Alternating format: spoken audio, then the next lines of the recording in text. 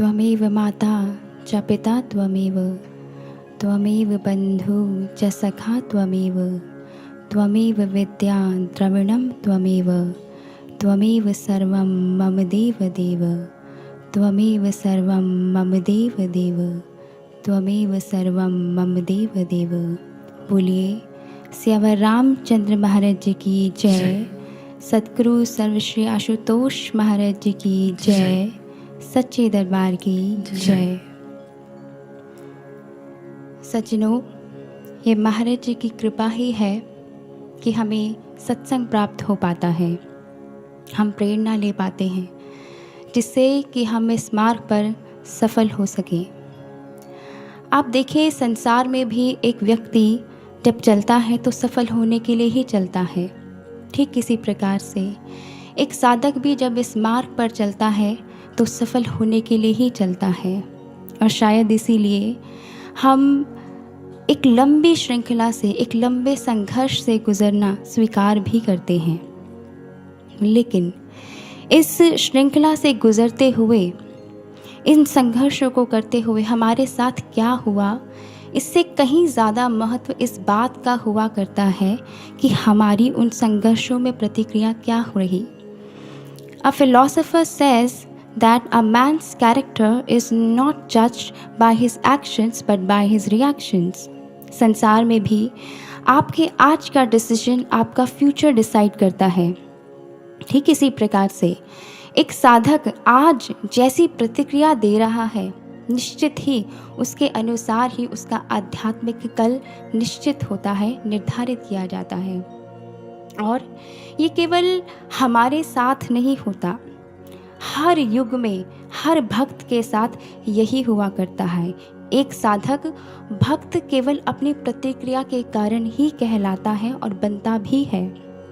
How you are going to react in a situation, that's the most important thing। और इस बात का प्रमाण, इस बात का उदाहरण कि प्रतिक्रिया का महत्व कितना होता है, यदि हमें जानना है तो हम महाभारत और रामायण जैसे ग्रंथों से ले सकते हैं। यदि आप इन दोनों ग्रंथों को देखें, महाभारत और रामायण, दोनों की पृष्ठभूमि में पारिवारिक कलह है, संघर्ष है, राज्य को लेकर, सिंहासन को लेकर, अधिकार को लेकर, सत्ता को लेकर। लेकिन दोनों में भिन्नता क्या है कि त्रेता का वह पारिवारिक कलह महाभारत नहीं बना। कारण क्योंकि त्रेता में भरत की प्रतिक्रिया दुर्योधन की प्रतिक्रिया से बहुत भिन्न रही थी। इतनी हैरानी वाली बात है कि केवल भरत की प्रतिक्रिया के कारण पूरी की पूरी कहानी ही बदल जाती है, पूरी की पूरी कहानी ही पलट जाती है। ये भरत की प्रतिक्रिया ही थी जिसके कारण से कैकई और मंथरा की सारी राजनीतिक चाल ऐसे ध्वस्त हो गई जैसे एक ऊंची बनी बिल्डिंग की आप पहली इमारत को खींच लें। ये भरत की प्रतिक्रिया ही थी जिसकी वजह से जो त्याग की कहानी हम सुनते हैं वो भूख की कहानी बन सकती थी। ये भरत की प्रतिक्रिया ही थी सज्जनों, जो मैं मेरे की कहानी बन सकती थी वो तुम और तुम्हारे की कहानी बन गई। और सबसे बड़ी बात, क्यों भरत का यह त्याग हमारे इतिहास में और भी उभर कर आता है, क्यों ये भरत का यह त्याग हमें और भी प्रेरित कर जाता है, क्योंकि जिन सिचुएशंस में उन्होंने वो त्याग किया वो अपने आप में बहुत ही विलक्षण, बहुत ही यूनिक और बहुत ही सुंदर थी। सबसे पहली सिचुएशन यह थी कि बहुत बार आपके साथ ऐसी सिचुएशन होती है कि जब परिस्थितियाँ प्रतिकूल हों तो आपको चीज़ें छोड़नी पड़ती हैं और आप छोड़ भी देते हैं क्योंकि आपके पास कोई ऑप्शन नहीं होता। लेकिन भरत का यह त्याग केवल परिस्थिति की प्रतिकूलता के कारण नहीं था। वो चाहते तो बहुत आसानी से राज्य को स्वीकार कर सकते थे, क्योंकि ना ही राज्य के मांगने में, ना ही श्री राम के वन को जाने में और ना ही दशरथ के देहांत में, महाराज दशरथ की मृत्यु में किसी में भी उनकी कोई भागीदारी नहीं थी।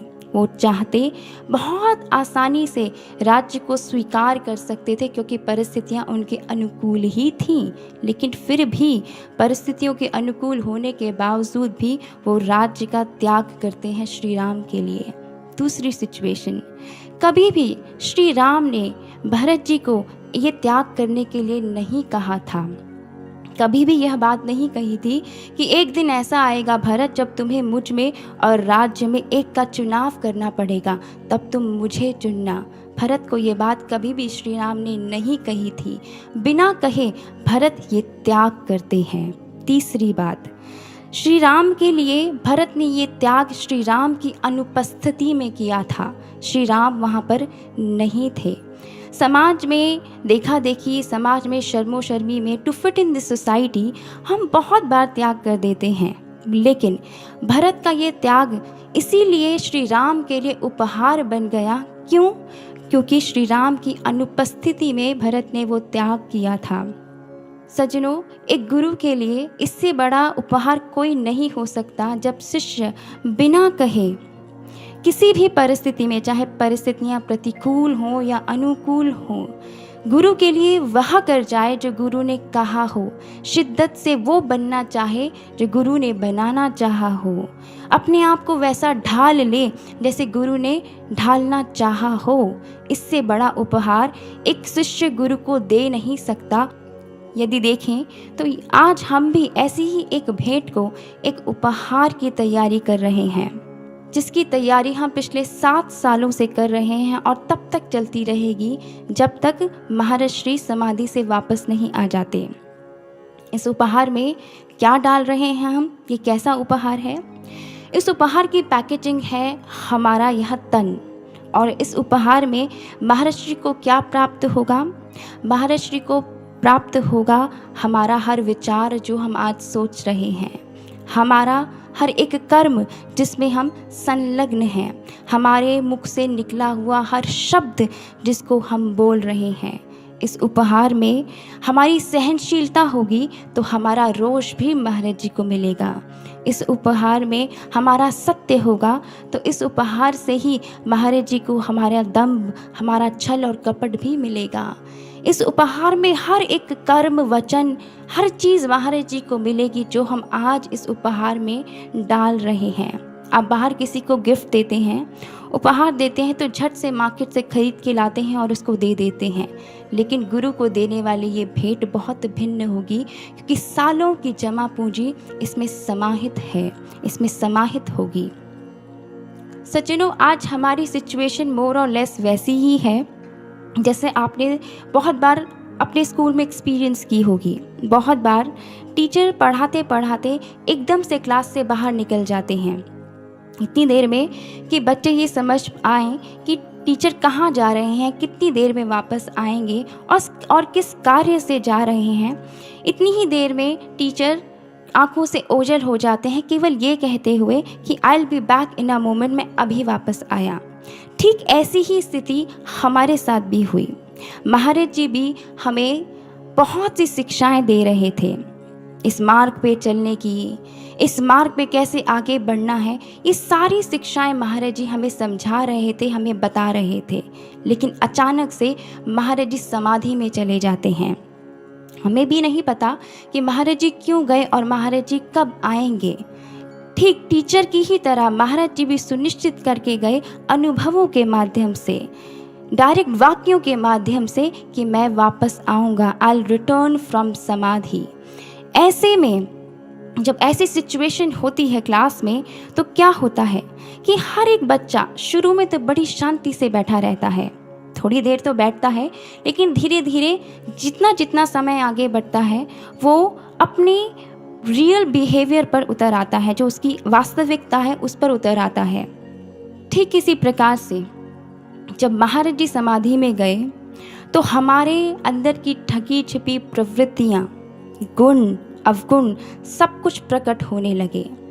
हम उनके अनुसार ही व्यवहार करने लगे। ऐसे में उत्तम व्यवहार क्या है, हमें क्या करना चाहिए, एक शिष्य का व्यवहार कैसा होना चाहिए, आइए इसको समझते हैं। और इसको समझने के लिए हम इस उदाहरण की और गहराई में जाएंगे। इस गहराई में जाते हुए हम कुछ प्रतीकों का प्रयोग करेंगे, जिसमें टीचर का अर्थ है गुरु, जिसमें स्टूडेंट का अर्थ है साधक, जिसमें परिधि अर्थात क्लास का अर्थ है परिधि, जो गुरु ने आपके लिए डिसाइड की है, जो गुरु ने आपके लिए निर्धारित की है। परिधि आज्ञा की, परिधि नियम की, परिधि संस्थान की। अब क्या होता है कि जैसे ही टीचर क्लास से बाहर जाता है, हर एक बच्चा अपने अपने अनुसार व्यवहार करता है। उन स्टूडेंट्स का क्या बिहेवियर रहता है, कैसी प्रतिक्रियाएं होती हैं, उसके आधार पे हम 3 ग्रेड्स बनाते हैं, ग्रेड सी, ग्रेड बी और ग्रेड ए। सबसे पहले बात करते हैं ग्रेड सी स्टूडेंट्स की। ग्रेड सी स्टूडेंट्स वह स्टूडेंट्स होते हैं जो टीचर के बाहर जाते ही जिनका ध्यान भी क्लास से बाहर चला जाता है, क्योंकि जहाँ मन है वहाँ गति होती है। तो उनका ध्यान, उनका मन क्लास में होने वाली गतिविधियों से कहीं ज़्यादा क्लास से बाहर होने वाली गतिविधियों में हुआ करता है। जैसे गति वैसा मन, और जहाँ पे मन जाता है वहीं की चीज़ें अच्छी भी लगने लग जाती हैं। तो क्या होता है, धीरे धीरे इनके मन में असहजता पैदा हो जाती है। जो क्लास में लगाए गए नियम हैं उसमें बंध नहीं पाते। क्लास में लगाए गए नियम माने कि आपको जो पोजीशन दी गई है, जो सीट अलॉट है, आप उसमें बैठे रहिए। आपको जो काम दिया गया है आप उसको करते रहिए। क्लास में जो शांति बनी हुई है आप उसमें योगदान दीजिए। ये सारे नियम जब लगाए जाते हैं, लेकिन साथ ही साथ जब धैर्य कम होने लगता है तो इन नियमों से अपना सामंजस्य बिठा नहीं पाते हैं, और जैसे ही धैर्य टूटता है वैसे ही वह क्लास से बाहर चले जाते हैं। ऐसे स्टूडेंट्स के साथ क्या होता है ये हम सभी जानते हैं, लेकिन ऐसे शिष्यों के साथ क्या होता है, इस बात को गोस्वामी तुलसीदास जी रामचरितमानस में बताते हैं, और वो कहते हैं, मित्र करई सत रिपुकै करनी, ता कह बिबुद नदी बहतरनी, सब जग ताहि अनलहु ते ताता, जो रघुबीर विमुख सुनु भ्राता। गोस्वामी जी कहते हैं कि जो रघुबीर के विमुख हो जाता है, जो गुरु का त्याग कर देता है, जो गुरु से विमुख हो जाता है, उसकी स्थिति क्या होती है। गोस्वामी जी बताते हैं कि मित्र भी सैकड़ों शत्रुओं के समान व्यवहार करते हैं। समस्त जो धरा है वो अनल के मानंद हो जाती है, अग्नि के मानंद हो जाती है। आपकी माता आपके लिए मृत्यु समान हो जाती है, आपके पिता यमराज के समान हो जाते हैं। गंगा जैसी पवित्र नदी भी वैतरणी के समान व्यवहार करने लगती है। सज्जनों, इस मार्ग पर चलते हुए बहुत सारे संघर्ष को एक शिष्य सहता है, बहुत से नियमों में बंधना उसे पड़ता ही है, क्योंकि ये मार्ग बंधने का है, ये मार्ग बदलने का है, ये मार्ग तलवार की धार है, तो चुभन तो होगी ही। लेकिन यहाँ पर सोचने वाली बात ये है कि कहीं इस चुभन को सहते सहते कभी हमारे मन में भी ये विचार तो नहीं आ जाता कि गुरु के मार्ग पर इतने समय से चलते रहे हैं, लेकिन मिला क्या। गुरु के नियमों में इतने समय से बंधे तो हुए हैं, लेकिन हुआ क्या। क्या हमारे मन में भी ऐसे विचार तो नहीं आते कि शायद जो गुरु की परिधि से बाहर हैं वो ज़्यादा सुखी हैं, हम कम सुखी हैं। यदि ऐसे विचार आ रहे हैं तो कहीं हम ऐसी नदी में तो परिवर्तित नहीं हो रहे, वो नदी जो ऊपर तक राग और द्वेष से भरी हुई है, लबालब भरी हुई है, और परिस्थिति का एक झटका लगा और वो नदी जैसे अपने सारे बांधों को तोड़कर बह जाती है, वैसे ही कहीं हम भी गुरु की उस परिधि से बाहर तो नहीं निकल जाएंगे। यदि ऐसे कोई भी विचार हम संजोए हुए हैं तो हमें चिंतन करना चाहिए, क्योंकि ये चिंतन का विषय है। दूसरी कैटेगरी, इसी एग्जाम्पल को अगर हम आगे बढ़ाते हैं तो दूसरी कैटेगरी उन स्टूडेंट्स की हुआ करती है जो क्लास के अंदर बैठे हुए होते हैं। वो बैठे तो अंदर हैं, लेकिन उनके व्यवहार समान नहीं हैं, अलग अलग व्यवहार हैं, इसलिए उनके कर्म भी अलग अलग हैं। आइए समझते हैं कि इन स्टूडेंट्स की साइकोलॉजी कैसी और मानसिकता कैसी होती है। कुछ स्टूडेंट्स ऐसे होते हैं इस ग्रेड बी कैटेगरी के, जो टीचर के जाते ही उपद्रव शैतानी करना शुरू कर देते हैं, और केवल खुद ही शैतानी नहीं करते बल्कि औरों को भी उसमें इन्वॉल्व करने की कोशिश करते हैं जिससे शांति भंग हो। ऐसे ही मानसिकता के कुछ शिष्य भी हुआ करते हैं जो गुरु की अनुपस्थिति में ऐसे प्रश्नों को, ऐसे कार्यों को, ऐसी बातों को करते हैं जिससे मतभेद, मनभेद दोनों ही उपजते हैं। उनकी ऊर्जा केवल इसमें जाती है कि किस प्रकार से जो सौहार्द बना हुआ है, जो एकता बनी हुई है, जो संगठन बना हुआ है, वो टूटे। इसी कैटेगरी में, ग्रेड बी स्टूडेंट्स की कैटेगरी में, कुछ स्टूडेंट्स ऐसे भी होते हैं जो टीचर के जाते ही खाने पीने में मस्त हो जाते हैं। उनके टिफ़िन्स निकल जाते हैं, उनके टिफ़िन्स एक्सचेंज होने लग जाते हैं और खाने पीने में मस्त हो जाते हैं। ये उन शिष्यों की तरह हुआ करते हैं जो गुरु की अनुपस्थिति में, जिनका जीवन का ध्येय खाना पीना सोना घूमने तक ही सीमित रहता है। इनकी सोच, इनका कार्यभार, इनका अस्तित्व केवल इन्हीं चीज़ों के इर्द गिर्द घूमता है। तीसरे प्रकार, इसी कैटेगरी में एक और प्रकार के स्टूडेंट्स आते हैं जो गुरु के जाते ही बहुत सारे मनोरंजन में व्यस्त हो जाते हैं, जिनके मोबाइल्स निकल जाते हैं, जिनके गैजेट्स निकल जाते हैं, इंटरनेट ऑन हो जाता है, मैसेजेस एक्सचेंज होने लग जाते हैं। इनका मनोरंजन में इतना मन लग जाता है कि बाकी सभी चीज़ों को सुध-बुध भूल ही जाते हैं। ऐसी ही मानसिकता वाले कुछ शिष्य भी हुआ करते हैं जो बिना किसी उद्देश्य के, जिनका पूरा दिन इंटरनेट पे, पूरा दिन सोशल मीडिया पे, पूरा दिन इन सब चीज़ों में व्यतीत होने लगता है। इसी कैटेगरी बी में कुछ ऐसे स्टूडेंट्स भी होते हैं, जैसे ही टीचर बाहर जाता है वो अपने पुराने झगड़े निकाल कर बैठ जाते हैं। ये तेरी सीट, ये मेरी सीट, ये मेरे बुक, ये तेरी बुक, ऐसे अनेकों प्रकार की जो दबे कुचले द्वेष थे वो टीचर के जाते ही उभर जाते हैं। ऐसी ही मानसिकता, द्वेषपूर्ण मानसिकता वाले कुछ शिष्य भी हुआ करते हैं जो गुरु की अनुपस्थिति में उन सारे झगड़ों को उखाड़ते हैं और खुद तो अशांत हैं ही हैं, बाकी सभी क्लास में रहने वाले स्टूडेंट्स को भी, शिष्यों को भी परेशान करते हैं। इनका देह, इनकी ऊर्जा, इनका जो फोकस है वो इस पे नहीं जाता कि हम कैसे ऊपर उठें, बल्कि इस पे जाता है कि दूसरा व्यक्ति कैसे नीचे गिराया जाए। सज्जनों, इन सभी मानसिकताओं के लोग जो ग्रेड बी कैटेगरी में आते हैं, आज तो ये परिधि के अंदर बैठे हैं, क्लास के अंदर बैठे हैं, अपने अपने व्यवहार, अपनी अपनी प्रवृत्तियों के हिसाब से कार्य कर रहे हैं। लेकिन यदि समय रहते इन प्रवृत्तियों पे बांध नहीं बांधा जाता, इनको कंट्रोल नहीं किया जाता, इन पर मेहनत नहीं की जाती, तो ये निश्चित है कि एक दिन वो गुरु की परिधि से बाहर निकल जाएंगे ही जाएंगे। लेकिन ऐसा भी नहीं है कि गुरु इतनी आसानी से इनको छोड़ देता है। गुरु की बड़ी मेहनत होती है हर एक शिष्य पे। वो बार बार चेताता है इन शिष्यों को, ऐसी परिस्थितियां बनाता है जहां पर उनकी ये कमियां उभर कर आती हैं उनके सामने। यदि वो ध्यान दें तो वो इन चीज़ों पर काम कर सकते हैं।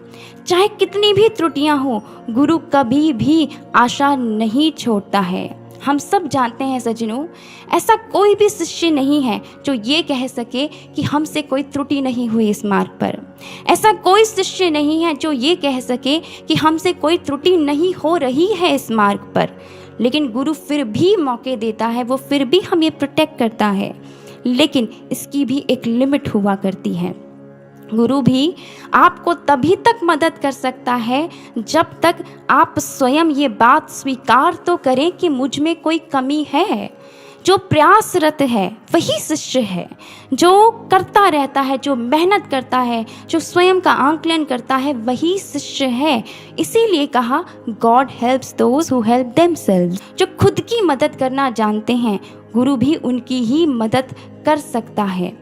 लेकिन बहुत बार ऐसा होता है कि एक शिष्य केवल शिष्य भर दिखना चाहता है, वो इसी में खुश है और इसी की आड़ में उसके अंदर कोई प्रयास नहीं होता खुद को बदलने का, कोई मंशा नहीं होती, कोई दुख नहीं होता कि मैं ऐसा क्यों हूँ और मैं वैसा क्यों नहीं हूँ जैसा गुरु बनाना चाहता है। उनके अंदर ना ही कोई ग्लानि होती है, उनके अंदर ना ही कोई असहजता होती है, ना ही चिंतन होता है और ना ही किसी प्रकार की चिंता होती है। जीवन में बस एक शिष्य बने रहना ही उनके जीवन का उद्देश्य होता है। सज्जनों, गुरु भी ऐसे शिष्यों की बहुत लंबे समय तक मदद नहीं कर पाता है। इसीलिए यदि हमारे जीवन में ऐसा कोई विचार है, यदि हम भी बाहर से केवल शांत दिखते हैं लेकिन हमारे मन में विषयों का चिंतन है, क्योंकि कृष्ण भगवान कहते हैं, वो कहते हैं कर्मेन्द्रियाणि संयम्य या आस्ते मनसः स्मरन् इंद्रियार्थानि विमूढ़ात्मा मिथ्याचारः स उच्यते। कि जो शिष्य, जो साधक केवल इंद्रियों का दमन कर कर विषयों का चिंतन मन से हमेशा करता रहता है, वो मिथ्याचारी है, मूढ़ है, झूठा है, दम्भी है। यदि ऐसी मानसिकता, ऐसी प्रवृत्ति हमारी है कि हम बाहर से ठीक दिखते हैं, बाहर से शिष्य दिख रहे हैं, लेकिन मन ही मन खूब विषयों का चिंतन है, निर्बाध गति से बहते चले जा रहे हैं, तो हमें सोचना पड़ेगा कि गुरु भी हमारी बहुत समय तक मदद नहीं कर सकते हैं। यदि हमारे अंदर भी ऐसा कोई विचार चलता है, ऐसी कोई बातें हम करते हैं जिससे संगठन बने नहीं बल्कि संगठन बिखरे, तो हमें सोचना चाहिए, क्योंकि ये गंभीरता का विषय है, ये चिंतन का विषय है। आइए चलते हैं तीसरी कैटेगरी के स्टूडेंट्स की तरफ। तीसरी कैटेगरी के स्टूडेंट्स वो होते हैं जो टीचर के जाते ही स्वयं मोर्चा संभाल लेते हैं और तब तक अपने मोर्चे को संभाल कर रखते हैं, तब तक शांति बनाए रखते हैं जब तक टीचर वापस नहीं आ जाता। ऐसे ही कुछ शिष्य भी हुआ करते हैं जो गुरु के कहे बिना ही अपने मोर्चे को संभाल लेते हैं, जो गुरु के बिना किसी आज्ञा के ही अपनी रिस्पॉन्सिबिलिटी समझ के, अपने दायित्व को समझ के सबके विश्वास को, सबके संगठन को बनाकर चलना चाहते हैं और चलते चले जाते हैं।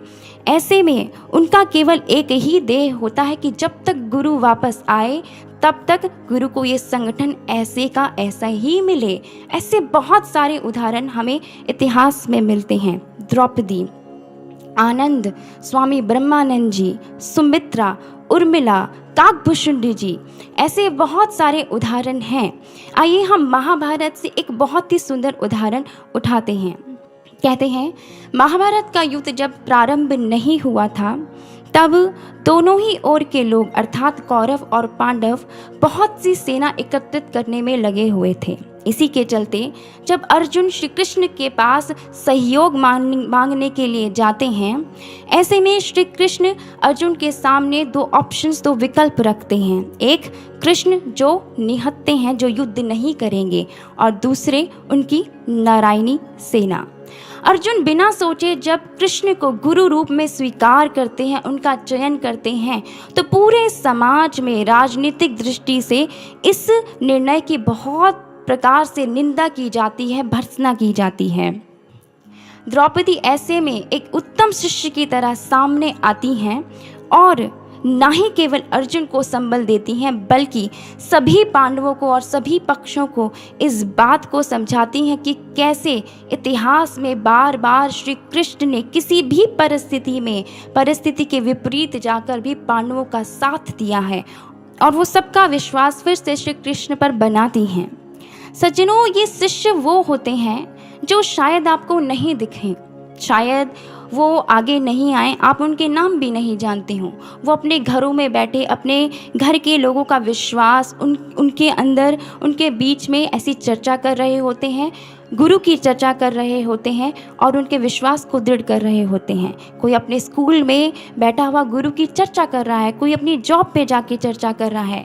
ये लोग ज़रूरी नहीं है कि आपको हाईलाइटेड हों और ये आपको दिखें, लेकिन ये अपने कार्य को करते रहते हैं, अपना विश्वास भी दृढ़ करते हैं और साथ ही साथ अपने आसपास वालों के सबके विश्वास को और बनाते चले जाते हैं, क्योंकि ये जानते हैं कि जितनी ज़रूरत दूसरे के विश्वास को गुरु पर बनाने की है, उतनी ही ज़रूरत अपने विश्वास को बढ़ाने की भी है। क्योंकि इनको ये बात याद रहती है, खुद को निखारो, खुद को संवारो, करो साधना ये ही समझा रहा हूँ, प्रतीक्षा के संग संग स्वनिर्माण कर लो, संदेशा ये तुम तक पहुँचा रहा हूँ। जैसे ग्रेड ए स्टूडेंट्स की एक आँख, एक नज़र दरवाजे पर होती है कि कब टीचर वापस आएगा, लेकिन उसका मन, उसका वचन, उसका कर्म उसकी कॉपी पर होता है कि जो गुरु ने पढ़ाया है, जो टीचर ने पढ़ाया है, उसकी रिवीजन भी करते रहते हैं। क्यों? क्योंकि ये स्टूडेंट्स जानते हैं कि जब टीचर वापस आएंगे तो सबसे पहले तो क्लास में बनी हुई शांति को देखकर बहुत प्रसन्न होंगे, लेकिन दूसरे ही क्षण ये भी ज़रूर पूछेंगे कि हम कहाँ थे, वैभवी, हम क्या पढ़ रहे थे। ऐसे में यदि स्टूडेंट्स अपने बैग्स में रखी हुई कॉपी को निकालें और अपने पेजेस को फ्लिप करें और ये देखना चाहें कि अच्छा हम क्या पढ़ रहे थे, तो ऐसे में टीचर खुश नहीं होते, नाराज़ हो जाते हैं और शायद ये कह जाते हैं कि you have wasted your time, तुमने अपने टाइम का, अपने समय का प्रयोग नहीं किया। ठीक इसी प्रकार से ये उत्तम शिष्य दूसरों का विश्वास बनाने के साथ साथ स्वयं की भी तैयारी करते रहते हैं, क्योंकि ये जानते हैं कि जब गुरु वापस आएंगे सबसे पहले तो वो देखकर खुश हो जाएंगे कि जैसे मेरे शिष्य थे, जैसे मैं छोड़कर गया था, सब वैसे ही हैं। लेकिन दूसरे ही पल गुरु ये भी ज़रूर पूछेंगे कि तुमने सेवा तो की, लेकिन क्या तुम भीतर से जुड़े? क्या मेरा तारतम्य तुमसे बना या नहीं बना? हमारा गुरु से कितना अलाइनमेंट हुआ है, ये भी अवश्य ही जांचा जाएगा। लेकिन सज्जनों, इन तीनों ही कैटेगरीज की students, category C, category B और कैटेगरी ए, इन तीनों ही प्रकार की जो कैटेगरीज हैं, इनमें जो स्टूडेंट्स आते हैं, ये अपने अपने हिसाब से बिहेव कर रहे हैं और व्यवहार कर रहे हैं। इसमें हम जानते हैं कि सबसे सुंदर जो कैटेगरी है जिसमें हम सब आना चाहते हैं वो है कैटेगरी ए, उत्तम शिष्यों की कैटेगरी। लेकिन इस बात का भी एहसास हम सबको है कि इस कैटेगरी में आना कितना मुश्किल है और अभी तक हम इस कैटेगरी में नहीं पहुंच पाए हैं, अभी तक हम उत्तम शिष्य नहीं बन पाए हैं। लेकिन साथ ही साथ यदि हम ये बात सोचें कि महाराज जी जब ये कह देते हैं बहुत उम्मीदें हैं सतगुरु को, अपनी संतानों से पूर्ण करें जो दी है सेवा उसने अरमानों से, कि जो उम्मीद गुरु ने हमसे लगाई है शायद हमने वो अपने आप से कभी भी नहीं की। जब महाराज जी यह कह देते हैं कि तुम अर्जुन हो मेरे, हनुमान हो तुम, हो आँखों के तारे मेरी जान हो तुम, हमने अपने लिए शायद ये सपना नहीं देखा हो कि हम अर्जुन बनेंगे, हमने नहीं सोचा होगा कि शायद हम हनुमान बनेंगे, लेकिन गुरु ने ये आशा हमसे की है, इनको शब्दों के माध्यम से हमारे सामने प्रकट भी किया है। तो क्यों ना हम एक बार ईमानदार प्रयास तो कर देखें, क्यों ना हम एक बार अपने इन विकारों से, अपनी इन आदतों से, अपनी इन प्रवृत्तियों से ऊपर उठने की कोशिश तो करें, क्यों ना हम वो कर जाएं जो शायद हमसे गुरु चाहते हैं। और सज्जनों, जो गुरु ने कार्य निर्धारित किए हैं, यदि हम आगे आकर उसको नहीं करेंगे तो ये भी निश्चित है कि कोई और उसको करेगा। कभी भी कार्य गुरु का अधूरा नहीं रहता है। हम इतिहास में झांक कर देखें, क्या आपको ऐसा लगता है कि अगर लक्ष्मण श्री राम के साथ में यदि वनवास जाने के लिए तैयार नहीं होते तो क्या श्री राम का कभी वनवास पूरा ही नहीं होता? नहीं, बिल्कुल होता। आपको क्या लगता है कि 18 दिन बाद जो महाभारत का युद्ध हुआ, अगर अर्जुन अपने मोह से बाहर आकर लड़ना स्वीकार नहीं करते तो क्या 18 दिन बाद अधर्म जीत जाता? नहीं। अगर भरत ये कहते कि मैं राज्य नहीं स्वीकार करूँगा, आपका ही राज्य है, तो क्या ऐसा होता कि राम राज्य की धुरी अयोध्या नहीं बनती? बिल्कुल नहीं, फिर भी बनती। हनुमान कह देते कि मैं इतना लंबा समुद्र लांघना नहीं जानता, मैंने कभी नहीं किया है, तो क्या माता सीता जीवन पर्यंत लंका में ही रहती? नहीं। विवेकानंद कह देते कि मैं अपने जीवन में केवल खुद पर फोकस करना चाहता हूँ, साधना में रत होना चाहता हूँ, मैं कार्य नहीं करना चाहता, तो क्या हमें लगता है कि विश्व में आज यूथ आइकन भारत से नहीं होता? बिल्कुल होता। क्या अगर तुलसीदास जी अपने मोह से बाहर नहीं आते तो क्या रामचरितमानस लिखी नहीं जाती? बिल्कुल लिखी जाती। ये जितने भी कार्यों का विवरण हमने अभी दिया है, ये सारे ही कार्य हूबहू होते, लेकिन बस पात्र बदल जाते। अगर तुलसीदास जी, विवेकानंद, अर्जुन, भरत जी ये सब इन कार्य को करने के लिए मना भी कर देते, आगे नहीं भी आते, तो भी ये कार्य हूबहू होते, बस इन कार्य को करने वाले नाम बदल जाते। ठीक इसी प्रकार से आज भी और हमेशा हर काल में गुरु कभी भी कार्य के लिए शिष्य पे निर्भर नहीं होता है। वो कार्य निर्धारित कर कर आता है और वो बस पात्र ढूंढता है। एक नहीं सामने आएगा तो वो दूसरे पात्र को देगा और वह पात्र उस कार्य को पूर्ण करता है। लेकिन जब हमें सेवा दी जाती है, जब हमें परिस्थितियों से गुजारा जाता है, तो गुरु की जो इंटेंशन होती है, गुरु की जो मंशा होती है, वो काम कराने की नहीं होती, वो आपके विश्वास को दृढ़ करने की होती है। क्योंकि जब हम परिस्थितियों में होते हैं तो हम जान पाते हैं कि हम खड़े कहाँ हैं, हमारा विश्वास कितना है। क्योंकि ये मार्ग काम करने का नहीं है, ये मार्ग विश्वास का है। यदि आपके पास विश्वास है तो आप बड़ी से बड़ी परिस्थितियों से भी निकल जाएंगे। यदि केवल बाहर की तैयारी है, भीतर का विश्वास नहीं है, तो आप जीत नहीं पाएंगे, आपकी सारी तैयारियां विफल हो जाएंगी। इसका उदाहरण हम अर्जुन के जीवन से ले सकते हैं। कहते हैं कि जब महाभारत का युद्ध प्रारंभ हुआ तो 11वें अध्याय से पहले पहले श्री कृष्ण अर्जुन को 12 नामों से पुकार चुके थे। अनघ, कुरुप्रवीर, कौंतेय, पार्थ, ऐसे 12 नाम श्री कृष्ण भगवान अर्जुन को दे चुके थे, जिसमें से हर एक नाम एक गुण का, एक शौर्य का प्रतीक है। इससे पता चलता है कि अर्जुन की तैयारी कितनी थी, वो कितने बल के साथ महाभारत युद्ध में उतरे थे। और इसी का प्रमाण हमें पहले अध्याय में भी मिलता है, जिसमें अर्जुन कहते हैं, सेन्योरु भयोर मध्य रथं स्थापय में अचयुत। हे कृष्ण, मेरे इस रथ को आप इन दोनों सेनाओं के मध्य में ले जाकर खड़ा कर दीजिए। किस लिए? मैं देख सकूं कि मुझे किन किन लोगों से युद्ध करना है। लेकिन केवल 8 से 9 श्लोक बाद उनको मोह हो जाता है और वो युद्ध करने के लिए अस्वीकार कर देते हैं, मना कर देते हैं। श्री कृष्ण भगवान उनको 11वें अध्याय में ज्ञान देते हैं और युद्ध चलता है। 13वें दिन, जिस दिन उनको यह सूचना मिलती है कि उनके पुत्र अभिमन्यु की मृत्यु हो गई, उनके जीवन में ये जो समाचार था ये बवंडर के रूप में आया। उनका सारा ज्ञान, उनकी सारी समझ, सब कुछ शिथिल पड़ गई और वह उसी दिन ये प्रतिज्ञा कर लेते हैं कि यदि कल शाम तक मैं जयद्रथ को नहीं मारूंगा तो मैं अग्निशमन कर लूँगा, मैं अपना आत्मदाह कर लूँगा। कहने का मतलब क्या है? अभी तो वो श्री कृष्ण को कह रहे हैं कि करिष्ये वचनम तव, मैं वही करूँगा जो आप कहेंगे।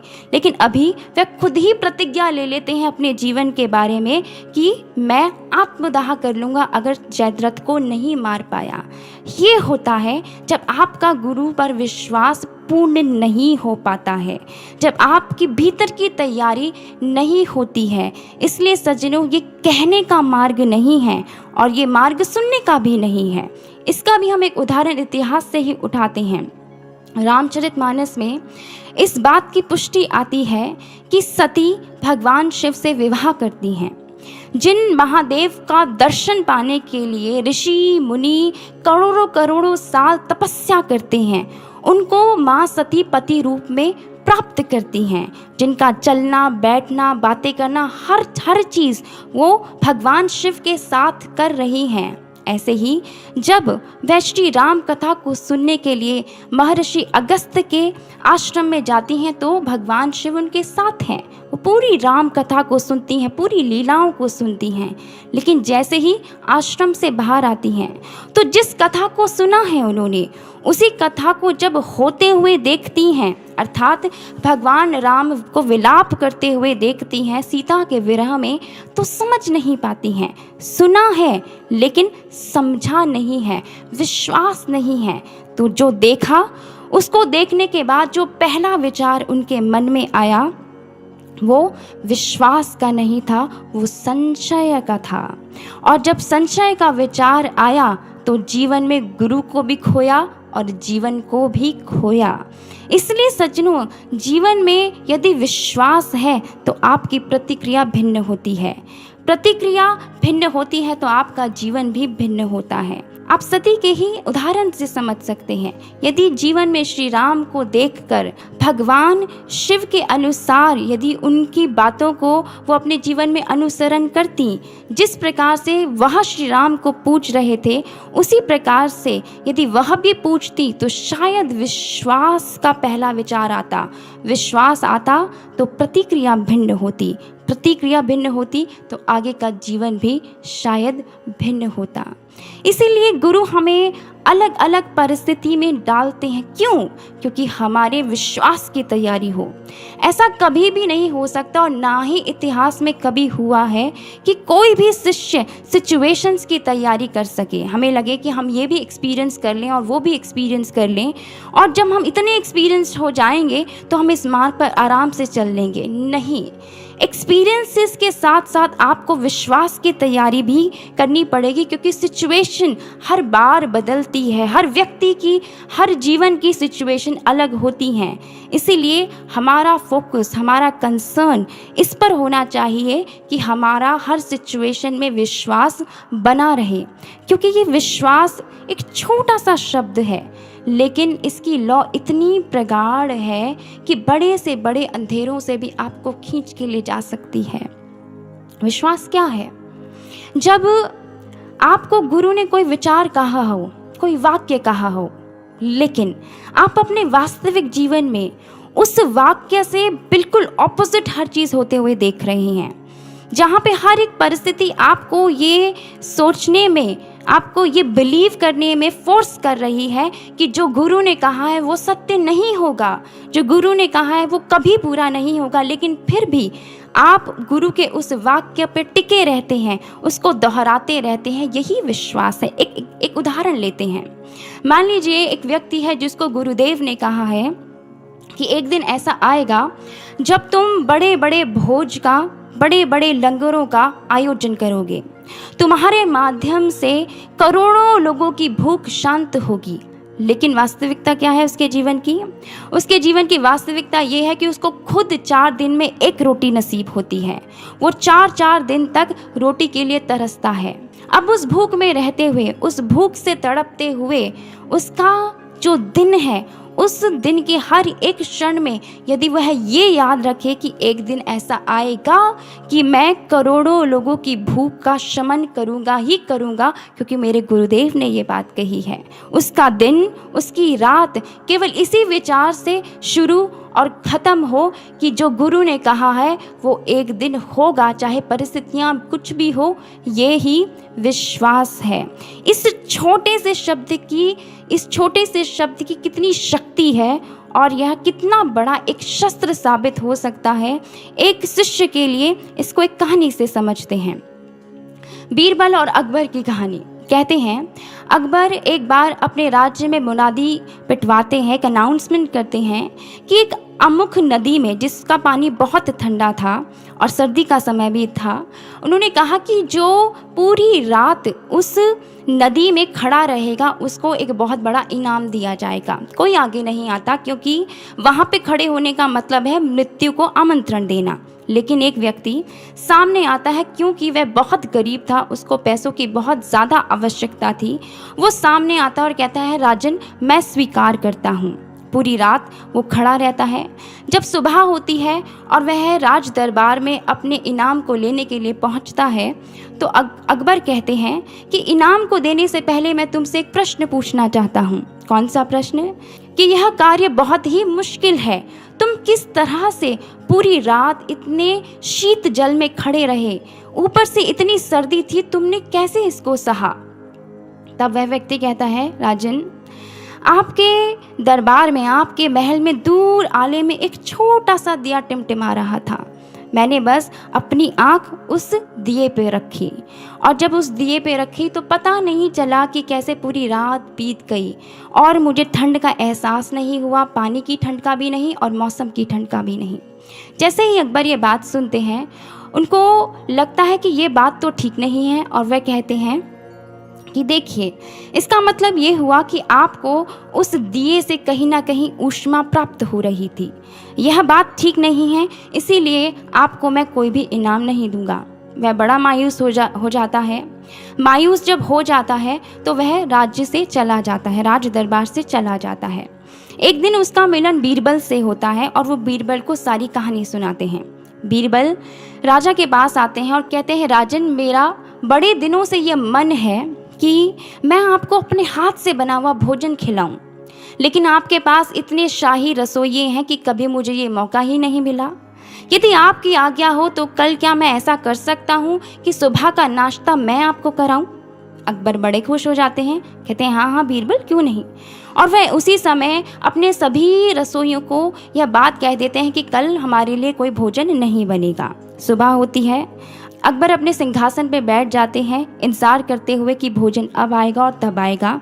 भोजन है कि आने का नाम ही नहीं ले रहा। अकबर की जो भूख है वो बढ़ती चली जा रही है और कुछ घंटों बाद अकबर उठकर बीरबल के पास ही चले जाते हैं देखने के लिए कि बीरबल भोजन बना भी रहे हैं या नहीं बना रहे हैं। जब पहुंचते हैं तो क्या देखते हैं कि बीरबल ने ऊपर एक हांडी टांगी हुई है और उसके बहुत नीचे ज़मीन पर एक आग को बिछाया हुआ है, लकड़ियों को लगाया हुआ है जिसमें से आग जल रही है। बीरबल को जब ऐसा करते हुए देखते हैं तो अकबर को बहुत हंसी आती है और वो कहते हैं, बीरबल, ये कैसी बात है, ये कैसी नादानी है? तुम्हें लगता है कि इतनी दूर आग होने पर ये खिचड़ी बन पाएगी? तो बीरबल एक बात कहते हैं, वो कहते हैं, राजन, जब दूर रखे आले के एक दिए से एक व्यक्ति लौ लेकर, ऊष्मा लेकर ठंडे पानी में रात भर खड़ा हो सकता है, यदि उससे उसको ऊष्मा मिल सकती है तो मेरी खिचड़ी तो फिर भी बहुत आग के पास है। मुझे पक्का यकीन है कि ये बन ही जाएगी। अकबर को सारी बात समझ में आ जाती है और वह उस व्यक्ति को बुलाकर उसके इनाम को दे देते हैं। कहानी बड़ी साधारण है और हमने बहुत बार सुनी भी होगी, लेकिन इसमें सीख बहुत गहरी है। सीख क्या है कि जिस प्रकार से वो टिमटिमाता हुआ छोटा सा दिया है, उस व्यक्ति ने अपनी नज़र उस छोटे से दिए पर रखी, उसकी लौ पर रखी, तो उसने सुबह भी देखी, उसने इनाम भी प्राप्त किया। ठीक इसी प्रकार से सज्जनों, यदि हम अपनी दृष्टि गुरु के उस एक कहे हुए वाक्य पर रखते हैं तो हमारे इस रात की सुबह भी होगी, हमें पारितोषिक भी मिलेगा, हमें गुरु की प्रसन्नता भी मिलेगी, हमें गुरु का प्रेम भी अवश्य ही मिलेगा। इसीलिए अंत में बस हम यही कहना चाहते हैं कि विश्वास किया जाता है, विश्वास पाला जाता है, विश्वास को पोषित किया जाता है। आप जितना गुरु के स्वरूप को देखते हैं, आप जितना गुरु की कही हुई बातों को खुद से कहते हैं, दूसरों से नहीं, खुद से कहते हैं, सुबह शाम जितना गुरु की कही हुई बातों को दोहराते हैं, उतना ही संबल आपको मिलता है और उतना ही विश्वास आपका इस मार्ग पर और गुरु पर बनता है। इसीलिए अंत में बस यही प्रार्थना महाराज जी से करना चाहेंगे कि महाराज जी, जिस विश्वास का आधार लेकर बड़े बड़े ऋषि मुनि, बड़े बड़े भक्त आपके इस मार्ग को पूर्ण कर गए, हमारा भी विश्वास ऐसा ही हो। हम भी अपने जीवन में हर एक वो कार्य कर सकें जिससे हमारा विश्वास आपके चरणों में हर दिन के साथ बढ़ता चला जाए।